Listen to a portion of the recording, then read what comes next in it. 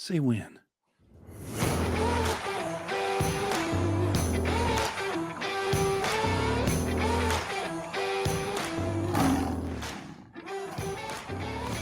Hey guys, welcome back to Unleashed. And remember, we are the Resistance, and we are so glad to have you with us this week. And I want to touch base, Eric, our producer, who is off to my side over here. Eric, did you get any bike miles in this last week when it was like 102 degrees? Not very many, but I got a few. I didn't get any. Yeah, that's it's getting hot, and oddly, it's getting kind of cold in the mornings. The last few days has been in the 50s, so Yeah. that's been.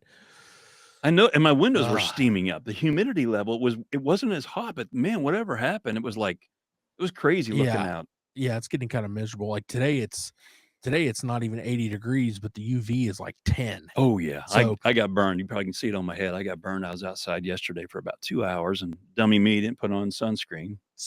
same boat. So we have an update. We talked about Kevin. Now, if you've been watching the podcast, we know Kevin the squirrel, who has been chewing up his car wires, is no longer with us. He is sadly departed. But now we have a new culprit. It's not a squirrel this time, Eric. What are we having a problem with now at your house? A sparrow flew in the garage, will not leave. Yeah. So unless it is, I didn't even think about that, eating spiders and stuff, but I haven't seen it. So it's either just waiting to attack or it is died and is somewhere in the garage. But Yeah, 458 Magnum might take care of that. well, I've got my scar.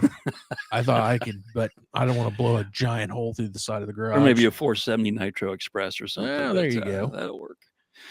Well, this week was interesting for me. As you know, I was doing the Muscle Magazine, Muscle and Fitness Magazine contest, and I got into this thing in a joke, never thinking that I would get accepted to do this at my age, at almost 64. And some of you have been following. Thank you for your support. I made it through, I don't know, like 7 rounds of this thing. I made it all the way to the quarterfinals, and I needed to place first in the quarterfinals to make it to the semis, and I came in third. But that is way better. I didn't even expect to get like accepted into this thing. So it's kind of cool, though, when you're kind of an old guy. And I was competing with guys, some of them were a third of my age. They were like, 21 years old. So, it's going to be fun because today's guest, we're going to be kind of showing some of these young guns, and we're not dead yet. We're still kicking here. But today's guest, and I'm so excited to have Russell Thornberry with us today. Many of you know that name. You might have known it from Buckmaster's Magazine. You might have known it from television shows or his music that he had for years.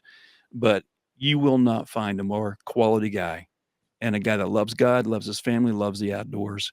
That's how I like to be introduced. But let me kind of just give you a little bit of a bio here. So this is the short version, because if I read the long version, the entire podcast would be his bio. It's that big. But Russell Thornberry, it says he wears many different hats in a variety of roles that combine for a most unique and interesting life. He is a renowned author, master storyteller. You're going to love his voice. A gifted songwriter and singer, a seasoned television personality, a professional outdoorsman, an ordained minister, and a devoted family man. And he has, and his team that he's had, have facilitated boot camps. Many of you remember Wild at Heart. It was one of my life-changing books around 2000 when it came out. Had a huge impact on my life. And I know that he's very, very familiar with this and has led a lot of this stuff.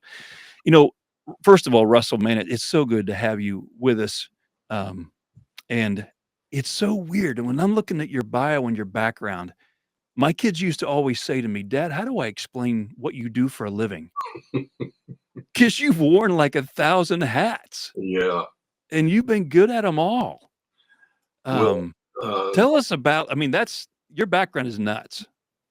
I agree. When I look at it myself, I'm scratching my head, and I'd have to say, as varied and unusual as it's been, I can take really no planning credit for any of it, because how do you?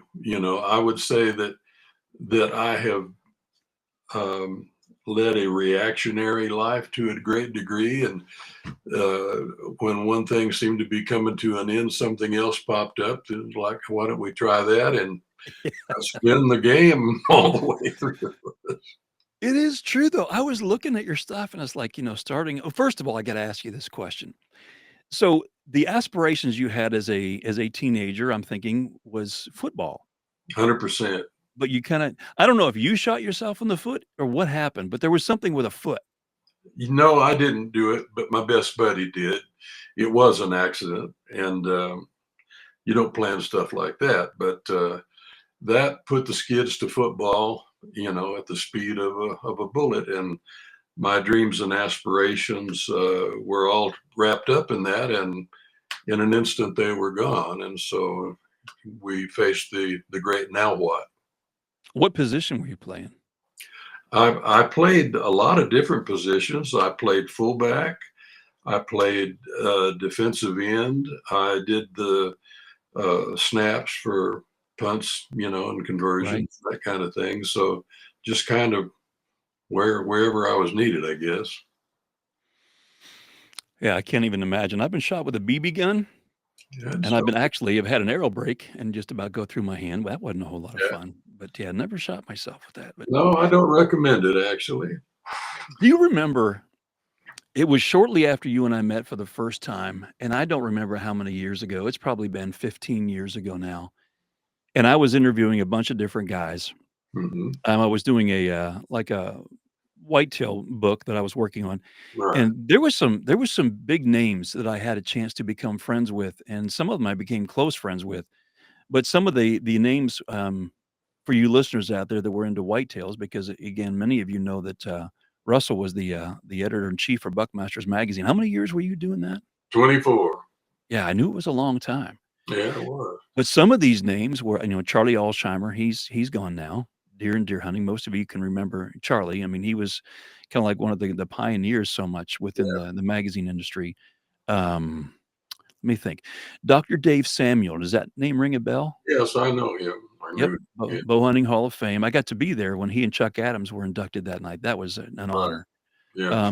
Now, do you know Don Higgins? Yes, I remember that name. Yep, Don, Chasing Giants podcast. Eddie Claypool, you might know that I outdoor know. writer. Yeah, I know Eddie. He's a heck of a hunter, do-it-yourself person. Yeah, he Uh, sure is. I think there was Bill Winke, who was with Midwest Whitetails. I think he still has that. Yeah. What did you know Wade Nolan? Yes. Yeah, Wade passed away about 4 years ago, I think it was Yes. now. He was a close friend with Whitetail University. Robert Hogue just passed away. He was the, Yeah. I knew. bowhunting.net. And Yeah. then there was one more. I'm trying to think who. Oh, Steve Chapman. Yeah, Yeah. we've had Steve on here. Yeah. Great guy, Yeah. quality guy. Really. Absolutely. Some of those guys I guided back in my outfitting tenure and got Yeah, to so how did you ever get started? The first, let's just kind of go back to your music days and yeah. kind of the progression. You shot yourself or you got shot in the foot. Yeah. And Well, then, so yeah. did you start singing after you got shot? Yeah, it was a strange thing. While I was convalescing and I had a cast up to my knee and football was gone and I was down in the dumps to say the least.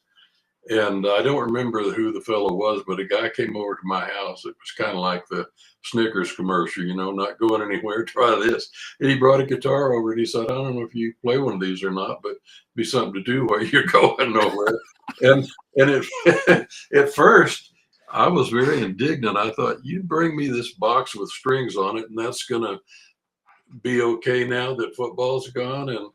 But anyway, it sat there and I sat there and then I got to fiddling around with it. And back in those days, the music was pretty simple.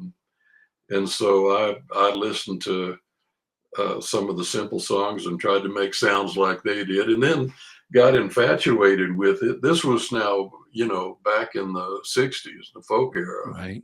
And Right. so that's, those old songs were simple. And I thought, if I can make the guitar sound like that. And then somewhere in that mix, I got really interested in writing, creating songs. And so eventually, um, that sort of one obsession replaced another, I guess you could say.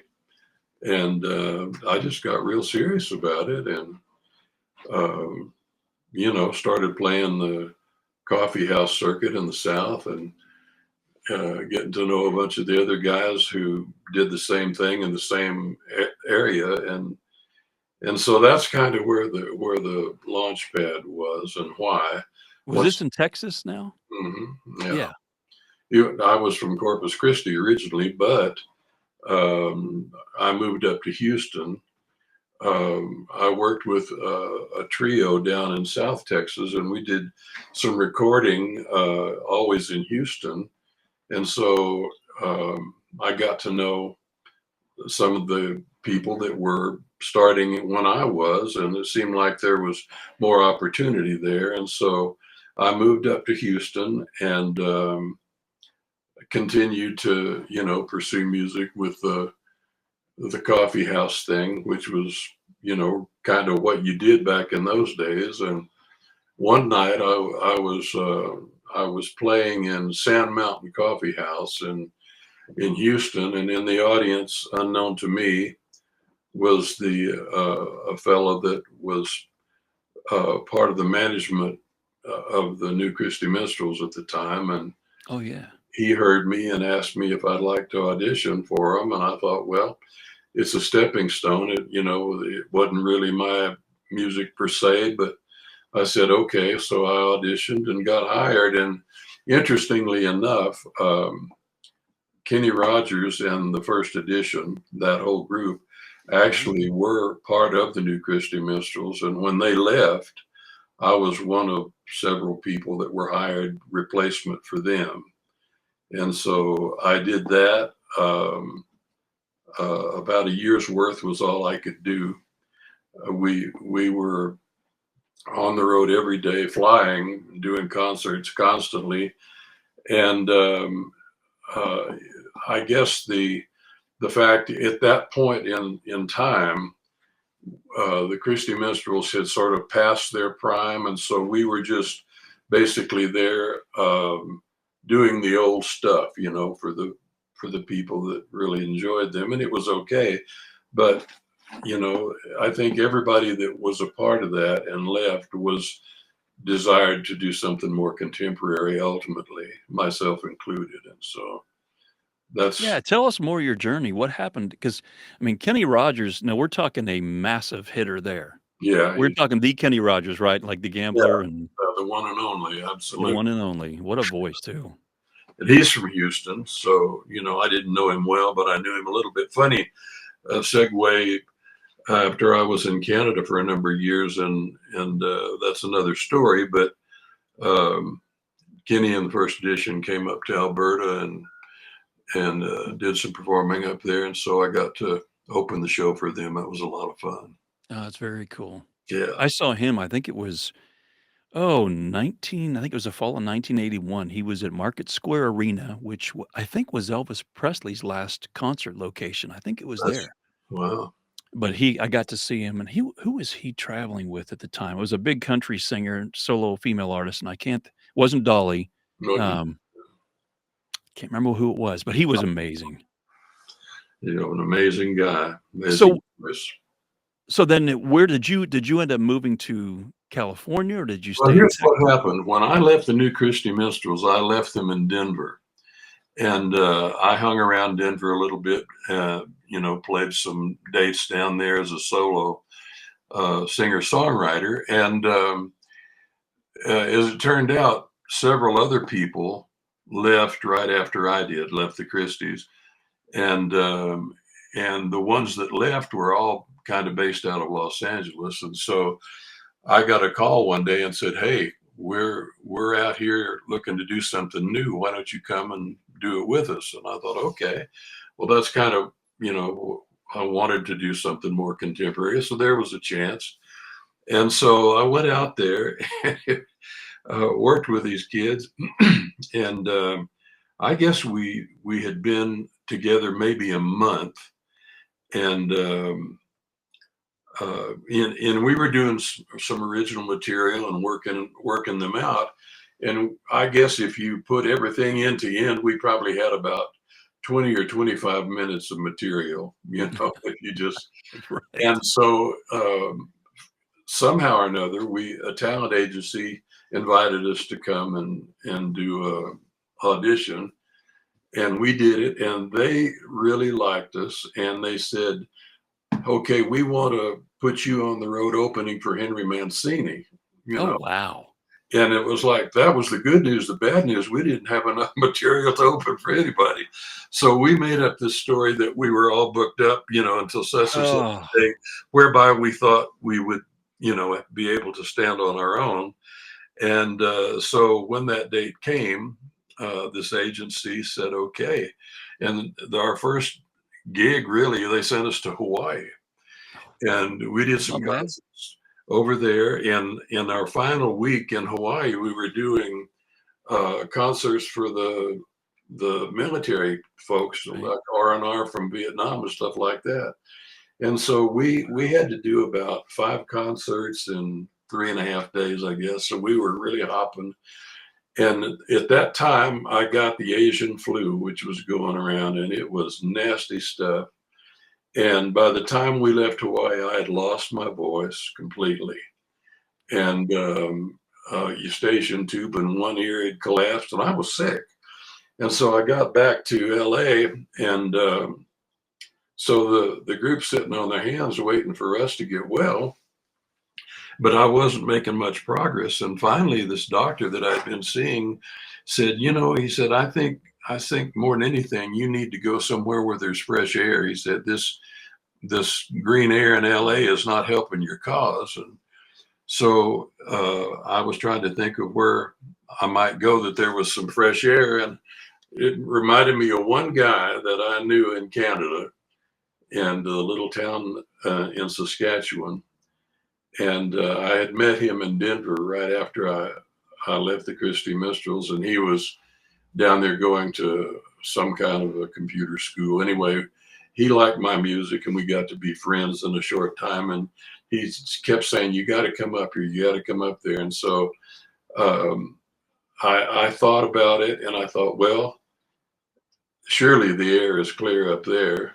And of course, I'm always looking out of the corner of my eyes for outdoor opportunities. Right. And so anyway, I went up there for a week and got well immediately.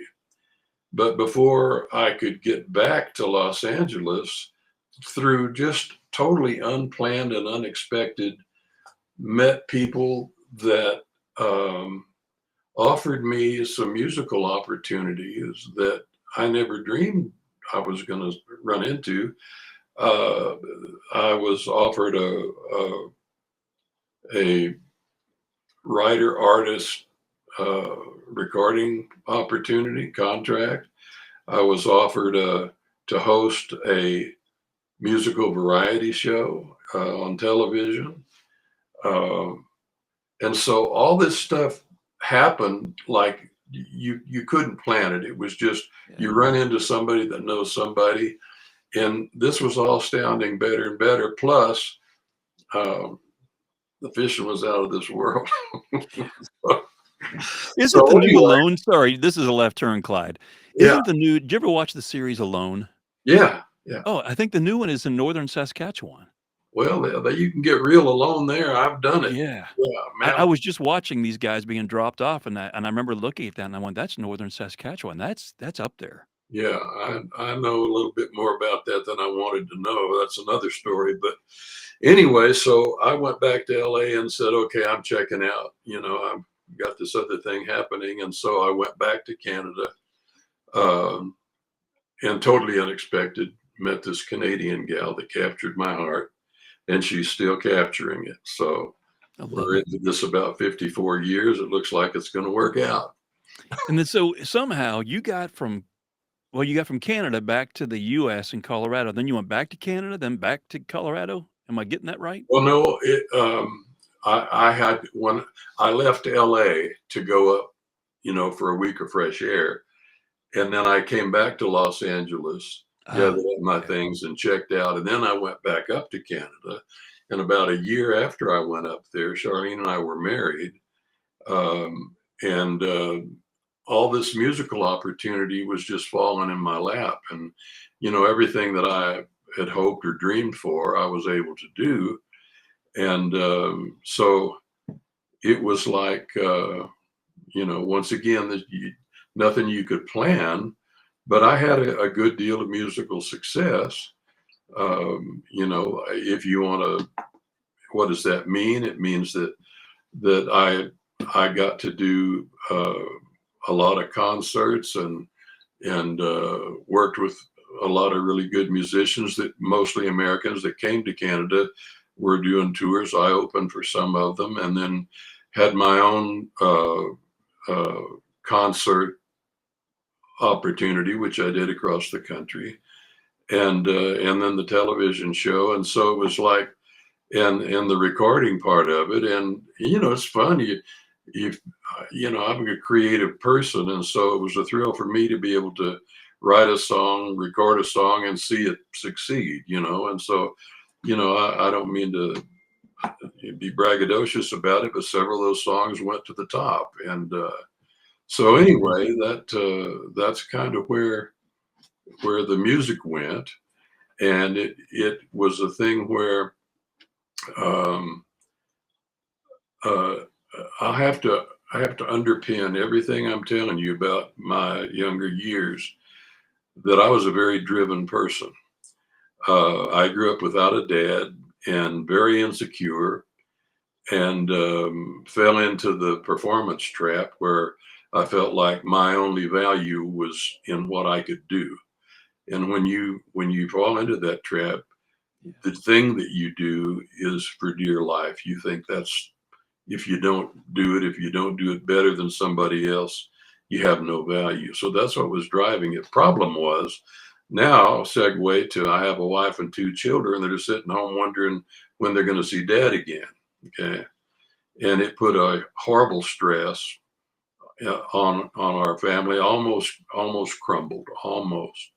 And so I had some real serious decisions to make. And it was like I had to decide whether I wanted to keep chasing this dream, or if I wanted to do the thing that I swore I would never do, and that was to abandon my family. And so this came to another real crunch, in that, okay, I better find something else to do if I'm not going to mess this up completely. So at that point, I started looking elsewhere. So then transitioning then from the music world to the outdoors, how did that all kind of happen? Well, this is, you know, strange is about to get stranger. Okay. When I was a kid growing up, even before probably I could read, I would see these magazines on the shelf with this giant moose or grizzly bear, something like that, and that just intrigued me. And all my life, I wanted to go north. You know, I wanted to experience the northern wilderness and all this. And so, anyway, along came a guy that I knew through the music business, and he said, "Hey, you want to go moose hunting?" And it was like, "Oh, do I want to go moose hunting?" Yeah, like for 30 years I've wanted to go moose. So he said, well, he and his brother-in-law were going up into northern Alberta, and I could come along. And man, I mean, you know, like, I'm an adventure seeking guy, and this was just too much for my mind. And so I went along with them, and we got in the far north, and they had a little terrain machine that we took back into the wilderness, on a road. It was a winter road that you couldn't travel. I mean, it was not pavement or anything; it was just dirt track. But you couldn't go in there. It was a logging road that they used after freeze up to get back in. And so this was in early September, and it was boggy, and we're getting this little machine stuck, and they're throwing me a rope, and I certainly realized in a hurry why I was invited. I was the tow truck. But anyway, it, you know, being young and stupid and all the rest that goes with it. So we're going along, and then as we're going in, and we ended up going in about 15 miles. So, you know, and the my friend's brother-in-law shot a bull, and it was pretty warm still in September. And so we made a camp that night, and it was determined that they've got to get this bull back out of the woods and into a cooler somewhere. So, but the three of us were capacity load for that little machine. So I volunteered to be the one that stayed behind. Um, I was glad to stay behind. And so I'm out there in the middle of absolutely nowhere, and everybody's getting up in the dark in the morning, getting ready to make this trip. And I thought, well, I said, you know, um, I think I'm just going to go out here and see if I can find a moose. And when the sun comes up, and they're throwing everything together to leave. And I said, just be sure you don't, don't take my matches, my sleeping bag, the stuff I might need. Oh, no, no problem. Well, they left. And I was out, I don't know, maybe a half mile from camp. And the sky got black and came down on top of the trees. And it started snowing like nothing I've ever seen. A freak blizzard that came in. Wow. And it shut down northern Alberta completely. Wow. Including my compadre's ability to come back for me. Yeah. And you're by yourself. I'm way by myself and don't have any warm clothes because, heck, early November or September, you don't need them. Yeah. And so I came back and the snow's piling up. It's already ankle deep and you couldn't see 50 yards, and I came back and, oh, my sleeping bag's gone. My matches are gone. They accidentally took them. Oh. And so it's a 15-mile walk, mostly through Muskeg, to get back to the Fort McMurray Highway. Then it's 15 miles of gravel road to a settlement. And I'm sitting there thinking, what are the odds of me being able to do that? I was young and healthy, but still, anyway, I was sort of lost in thought of, is this the last great adventure? And so I'm standing there contemplating life or what comes next. And I caught motion out of the corner of my eye, and I'm looking, and through the snow, I see what looks like a human coming my way. And this little short fellow with a worn red cap and a butt of a wet roll-your-own in the corner of his mouth came walking up to me and said, you're a long way from home, ain't you? And I said, brother, you have no idea how far from home I am. And he said, come with me, your friends won't be back. And I said, that's the best offer I've had since this. Wow. Well, he was a trapper named Marion Diesel who trapped up in that country, and he had heard the machine and he knew we were there. And he was coming over to see what we'd been up to, I guess, not expecting to find somebody, but he did. And he said, follow me. And I did. And I followed him about a half mile to this little tiny cabin out there in the middle of nowhere. Yeah. That Marion was 5'6". He built the cabin as high as he could reach to put the log. I couldn't stand up in it, but I didn't care. It was warm. And I was saved. And I got to know this little man who was he was living history. And he had come in a boxcar as a kid in 1905 to Alberta, and his people homesteaded there, and he had lived in the bush all his life. And anyway, it's the stuff that he had done made me realize that we don't really understand what mental toughness is. It's all gone, man. He captained a paddle wheel steamer on the Mackenzie, if you can imagine, and had crossed Great Bear Lake in the winter with dog teams, and just done things that I didn't know there's any living people like that. Anyway, to try to condense this a little bit, and it was cold. It was brutally cold, and the snow was, up hip deep by now. Jeez. But I'm sitting in this cabin warm. I can't communicate with anybody. My poor little wife didn't know what happened to me. And I'm sitting there drinking tea one evening, and he walks over to the door and opens it and walks outside. And the next thing I hear is this mournful squall. And I thought, dear Lord, now what? And I ran to the door, and he just stand there with his hands in his pockets. And I said, "What was that?" And he said, "Well, you said you wanted a moose, didn't you?" And I said, "Yeah." He said, "Okay." He said, "I'm just calling." He said, "It would be here in the morning." And in the morning, 5 of them were there. Wow. I shot the biggest one, and I said to him, "Do you That's know nuts. do you know what this experience is worth in dollars and cents?" I said, "Do you know what people would pay to experience what?" He said, "Well, I never thought about it." And I said, "Do you want to think about it?" And he said, "Well, what are you saying?" I said, "I know people that'll come and pay you so much money for this."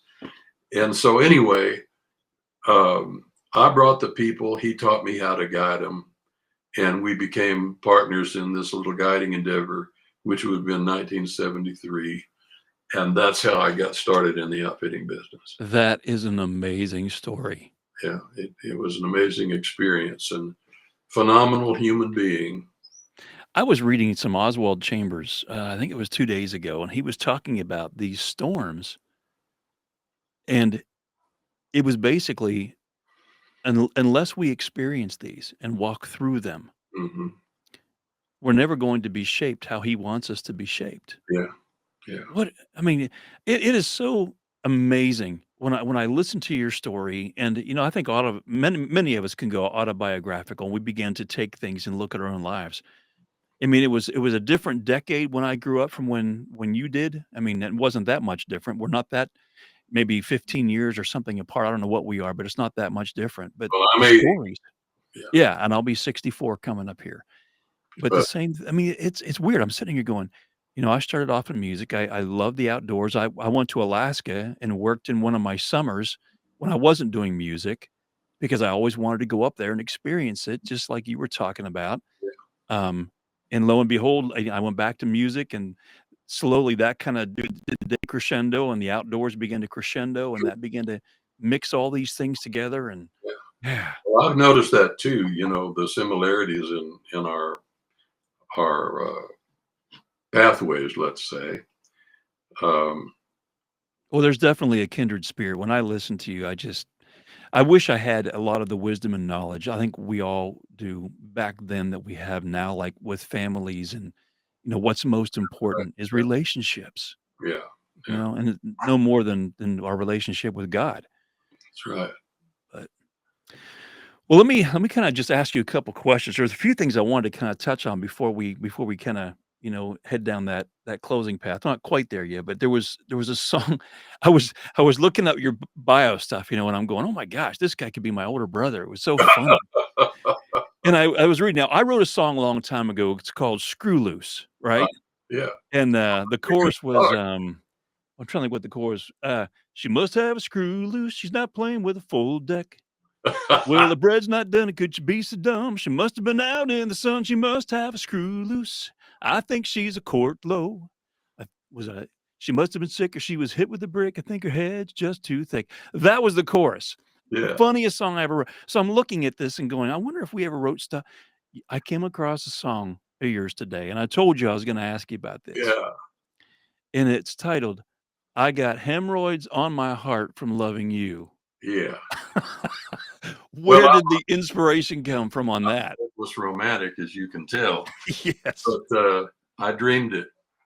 I dreamed that song and woke up and wrote it down. In after formally getting out of the commercial music world, um, sort of the next phase for me uh, was writing prose and some books and things, and I found that I most got the biggest kick out of writing humor because there's something that happens that I'm intrigued by the fact that a person can sit down and write something on a piece of paper that's going to make somebody laugh 1,000 miles away, and so it kind of started with I had written a autobiography of my outdoor happenings called Bucks, Bulls, and Belly Laughs many years ago, of things that are just too bizarre to believe. I mean, I wouldn't believe them if I hadn't lived them. And guys, you can go online, just Google his name, Russell Thornberry, and you'll find you have like 12 books out. I mean, there's quite a few.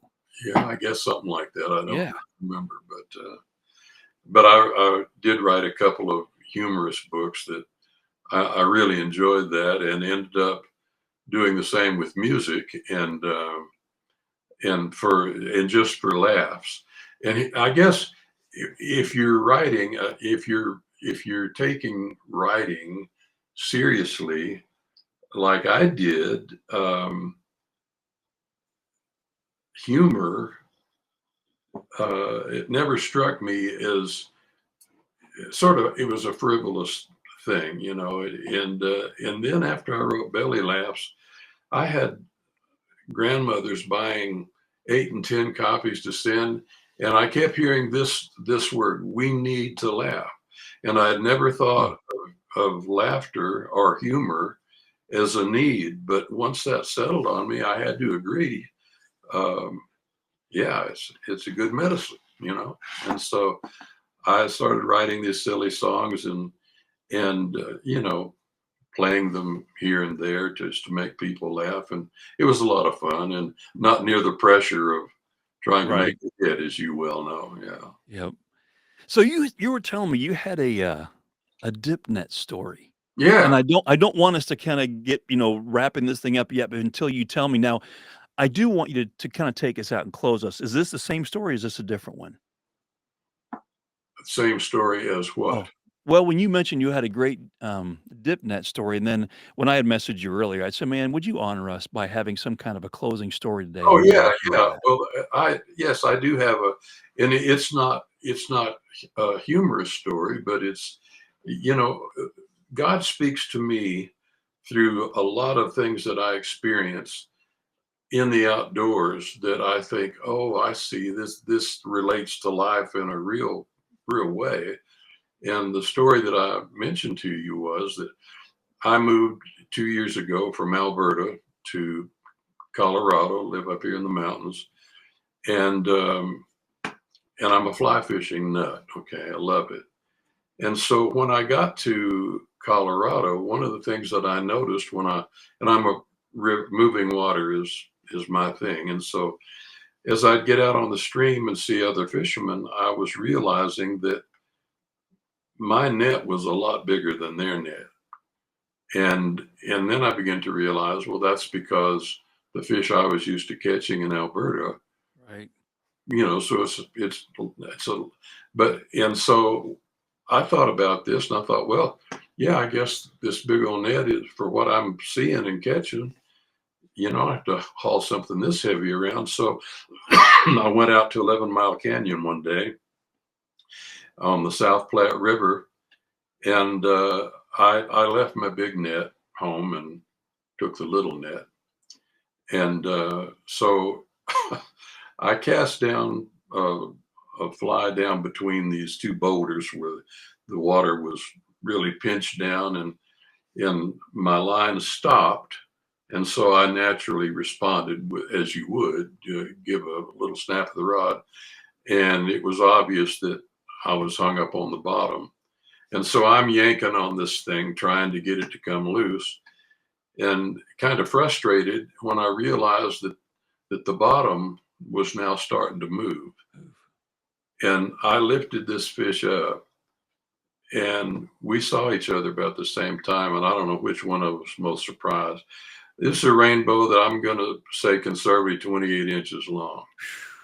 And I mean, he took off upstream 50 yards, my little reel just screaming, ran around a big boulder and hung up, and that was it. And I'm just in a daze. So I slowly waded up to the boulder, kept reeling up line, went around the boulder, and lo and behold, he's still on. And so I got him out in open water. Now I can work him. I just got a 3-weight rod, so this was a load, okay. And so I got him up into ankle deep water, and he wouldn't fit in my little net. Mhm. I kept trying. I couldn't even get his head in it, and finally I broke him off. And here's the analogy I got. It's like, what does the word say about uh, hope deferred makes the heart sick? That's what hit my mind right there. And I thought, okay, um, I had allowed myself and my expectations to be dummied down by what I saw, and then embrace the dummy down, and the opportunity of lifetime shows up. And I am ill prepared because I'm dummied down. So it was a lesson to me in hope. And my takeaway is this: I still carry my big net proudly, but my motto is come to this: walk softly and carry a big net. Yes, I could see that. I saw that coming. Yeah, Oh, it was funny. I was thinking a minute ago about we were talking about how our paths, there have been very similar things. And many times we're going, okay, God, what do you got next? It's yeah, not like, so many people go into a career and I'm going to be a teacher. I'm going to do that for 35 years. I'm going to retire. I'm going to move to Florida. And they kind of have their life planned out. And that's never been me. And it doesn't sound like it was ever you either. and no, I had And no leading of any kind in terms of how to do life. So I came at it as an amateur. well, One and thing, my dad was the teacher for 35 years, yeah, retired and had yeah, moved to Florida years ago. And so you kind of grow up thinking, well, am I supposed to be just like that? And as you were talking about this, I thought about a story I haven't thought about in years. I had caught a trout. I was on Elk Creek in northwestern Pennsylvania, and you know how the trout you get out there in the sun, you can see them turning on their side. And I saw this great rainbow out there, and I caught him. But when I went to get him off, I'm trying to hold one thing, get my net down. He yeah, got off, but it snapped my line, yeah, and he must have been rubbing across a rock, weakened, whatever had happened. And I thought, "That was a great rainbow," and so I decided not to hit the waters right there a little bit because it was quite a bit of fighting going on. I moved down, and I moved down for maybe the next 30 minutes. I moved back up there, son of a gun. I hammered this rainbow, got him all the way in, and it was the one I had lost. He still had the hook and what piece of the line left in his mouth. yeah, And I was thinking about this so many times, guys, as you're thinking about, like, calling, like, we're talking about kinda back and forth, we can kinda relate.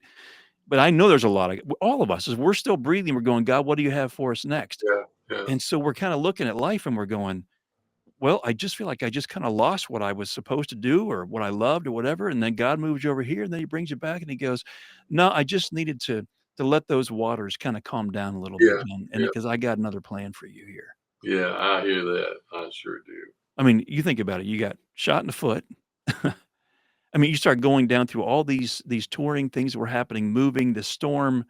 Yeah. And, what has come out the other end is, so to speak, didn't sound quite right there, but No, it's I agree with you. It's just like you can't see it at the time because of the pressure of the moment. You're thinking more of survival, but when you look back on it, you see a guidance that you could never have planned on, and I feel like that a lot of the things that I tried that didn't work, or I shouldn't say didn't work, but that I backed away from finally was God's leading. Things that would not have prospered me in the right way in the long haul. and something you've done for me that you don't even probably realize, but, being in men's ministry and being out there doing it full time, especially as a speaker, as a writer, sometimes you can feel kind of alone because Mhm. you're speaking to tens of thousands of men, right, every year, but when you're off there and you're back home, you don't unless you stay really connected, and Yeah, that's something I always try to, have your band of brothers, guys, you gotta have that. boy, that's It's right. something that you'll do every now and then. I'll mention I'm gonna be going somewhere, and we didn't talk about this. You probably remember what you will type to me as I'm getting ready to leave. Do you remember what it is? uh, I think so, but 3 words. uh, tell me, "Give 'em heaven." give them heaven. Yeah, that's right. You always just say, "Give 'em heaven." Well, you're really right because whether you realize it at the moment or not, but in ministry, you're pouring yourself out continually, and you can only pour so much out before that refreshing has to come. And it's so critical to have even a small nucleus of people who get you, Yeah. who you get to be entirely yourself, who you can be vulnerable with without, worrying about being judged or something like that. And so, Well, 2 guys today, I told them this morning, and we pray for each other over text. And I said, "You were gonna be on the podcast today," and they both of them were like, "I don't know if he'd remember me or not," but one of them was a guy named Roger Medley who lives just outside of Colorado Springs. He's been Okay. with Bear Archery for years and Bass Pro Shops, Yeah. but and then another one was, Brent Barton from, Eagle I think it's Eagle Christian Church is where he was, and you had spoken up there for a game dinner, Okay. Okay. and, you just had an impact on their life, Well, and that's I just didn't know that. yeah, and we don't know sometimes how many people we are impacting with our life and with our story. I did a podcast maybe 2 months ago, and I called it "To Be Told." Your lives are to be told. Right. That's exactly right. Yeah. Um, but That's would you do me a favor, if you would, and be honored, just kinda just take us as we're kinda closing here, something that you would love for the listeners to be able to hear. Um, hmm. yeah, just kinda take us on a Okay. story, on a journey here. All right. Well, what I have learned the hard way, I'll credit the beginning of this business with John Eldridge. First time I went to one of his Wild at Heart meetings, he walked out, and I was pastoring at the time, which is another story. But for now, and his first thing he said is, "Your heart is ultimately important, and if you don't take care of your heart, you will not be able to take care of the hearts of others." And that, for some reason, uh, is probably the most necessary statement for every pastor to hear, because you're geared to you've got to deal with everybody else, and it's almost selfish, you might think, to put yourself first. But I started pondering that, and I realized that I wasn't taken care of. I mean, I had thought the concept was foreign, and the more I followed that, the more I realized I do not know how to live in the moment. All I live in is what's got to be done next, the pace, who's waiting, and all this kind of stuff. And so I thought, okay, how do I learn to live in the moment?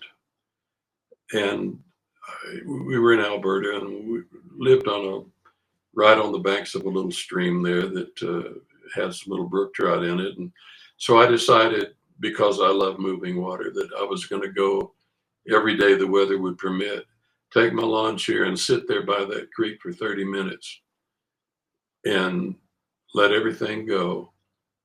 And no matter what was pressing, and so I did that, and it was the most therapeutic thing. And even to this day, like yesterday, I was taking a friend from Texas up to 11 Mile Canyon and the Dream Stream fly fishing. And he said, "Okay, where do we start?" And I said, "You can start anywhere you want. I carry a little bitty pipe in my vest, and the first thing I do is I get to the spot where I'm thinking I might fish, and I sit down and I light that pipe, and I don't move until it's all smoked out, about 15 minutes. And all I want to do is I want to get to feel and hear and let this soak into me. Even catching the fish is of less importance to me than to absorb. God gives us all this beauty, and it brings a rest to the soul if you'll let it. And so I'm at 80 years old, I'm still, most of all, trying to live in the moment, so that when somebody else's heart does need to be taken care of, uh, I'm refreshed enough to do it in the right spirit. Well, I wanted to just kind of bring it back with this at the end too, and you guys, I know if you, um, get online and you get some of his books, whether it be the Belly Laugh books or some of the adventures or different things that he's got out there. I don't know about you, I need to find a way to get away too. The outdoors has provided that for me. That's Yeah. my passion, and I think for a lot of you guys that are listening to this podcast, part of the reason you listen to it is because we do talk a lot about the outdoors and adventure, but we talk a lot about God. We talk about the need for brotherhood and relationships. And even though, Russell and I live probably about 1,100 miles apart from each other, um, you can hear the similarities. You can hear that there's a brotherhood through whether Mm. it be the outdoors, whether it be through God, our love for this country, whatever we've got. But take your relationships and nurture them, because they are the most important thing you have. Yeah. Those two guys that I was telling you about, my buddies this morning that I was praying for back and forth, we've been on a lot of adventures together. And so there is a relationship, there is a closeness. One of them was talking about, the need for reviving courage in this country. Boy, isn't that right? Oh, and I try not to go down that road too much. And you see my posts when I'm posting. I once in a blue moon, I'll say something if something stirs me enough when it has to do with our country. Right. Not to say it doesn't happen every day in my heart and in my soul, but just weighing my words very carefully. Right. And in this world we live in. But the one thing I want you guys to know is that we do need to revive courage. Yeah. We do need to awaken each other's souls to the things that God has for them. And I hope what you hear today through all this kind of stuff is that God has a plan for your life, like that fish that got off that I caught again, like the one that he was talking about with these different nets, that God allowed him to see that fish just for a moment, Yeah. below the surface. And he saw, this is an amazing fish. And it was like he's saying, follow me. The adventure will never end. And guys, I just want to say this. Many of you out there right now, maybe you're sitting in a cubicle, maybe you're driving your car, your truck, you're on your way to work right now, and you're going, I need something different in my life. Yeah. Sometimes it's not that God will change that job or the opportunity he's got for you, but he allows you to see it through a different lens that you never saw before, because there is ministry happening right where you are right now. And I think it's important that we remember that if we can stay in those places long enough, like Russell talked about the storms at the very beginning of this thing, he sent a man in the middle of a storm, and it changed his life. Yeah. He saved it and changed it. Yeah. And that's why I do this podcast, because I do know a man, and he gave his life for you, and he has an adventure for you, and he had an adventure for us, and we're following it, and we will until the day we take our last breath. That's right. Buddy, thank you. Thank for you. being on here. Been an honor. Thank you so much. Yeah. And we'll put Russell's information, on the link for the podcast. We'll put his website. He has some amazing things, knives and different things that he makes that just beautiful stuff. But we'll make sure all that's on there. Again, we want to hear from you guys. You can go to podcast@unleashed.men. You can find us on Spotify or Amazon or wherever. You can find podcasts, YouTube. But we want you to come back and remember that when a man knows who he is in Christ, that he's been created in the image of the living God, when he is no longer held captive by the opinions of others or cares whether he lives or dies, that man is now extremely dangerous. Dangerous for good, because he's been unleashed. That's right. Brother, you are loved, and keep up the pace. Stay the course. I'm going as fast as I can. And you keep giving them heaven, buddy. I'll do that. Same to you, brother. All right, man. We'll see you guys next time.